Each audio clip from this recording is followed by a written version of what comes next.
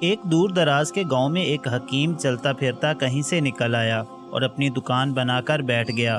اس گاؤں کے لوگوں کو علاج معالجے کی کوئی سہولت میسر نہ تھی، اس لیے اس کا کام خوب چل نکلا۔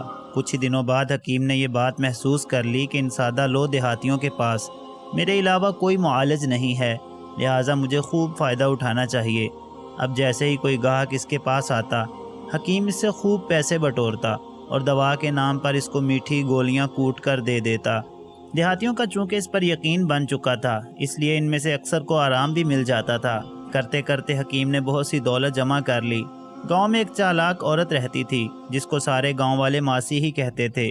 ماسی چلتی پھرتی ریڈیو تھی، ہر خبر پر نظر رکھنا اور پھر آگے پہنچانا اس کا پسندیدہ کام تھا۔ ماسی کی شروع سے ہی حکیم پر گہری نظر تھی، وہ جانتی تھی کہ یہ کوئی حکیم نہیں بلکہ فراڈیا ہے جو حکیم بن کر لوگوں کو لوٹتا ہے، لیکن اس کو حکیم کے خلاف کارروائی کرنے کا کوئی موقع نہیں مل رہا تھا۔ ایک شدید گرم دوپہر جب گاؤں کے سارے لوگ گھروں میں دبکے بیٹھے اونگ رہے تھے تو ماسی اپنے گھر سے نکلی اور گرم لو سے بچتی بچاتی حکیم کے پاس پہنچ گئی۔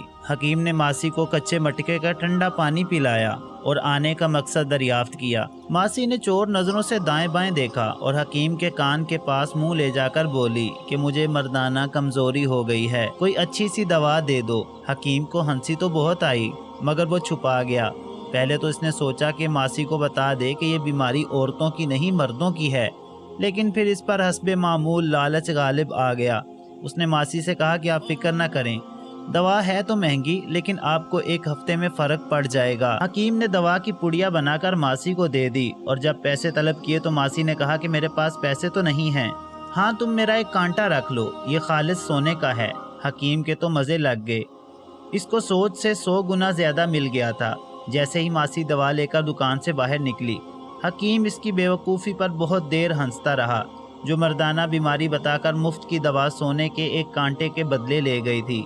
مگر ماسی تو اپنے نام کی طرح ایک تھی۔ اس نے شام ہوتے ہی شور مچا دیا کہ حکیم نے میرے گھر میں گھس کر میری عزت سے کھیلنے کی کوشش کی ہے اور میرا سارا سونا اور پیسے لے کر فرار ہو گیا ہے۔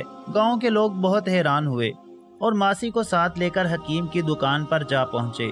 لوگوں نے حکیم کے سامنے ماسی کے لگائے الزامات دہرائے تو حکیم بیچارہ پریشان ہو گیا اور کہنے لگا نہ تو میں اس کے گھر گھسا ہوں اور نہ ہی اس کی عزت اور دولت پر ڈاکہ ڈالا ہے، لیکن چالاک ماسی ضد کر رہی تھی کہ حکیم نے ایسا ہی کیا ہے، اس کی دکان کی تلاشی لی جائے۔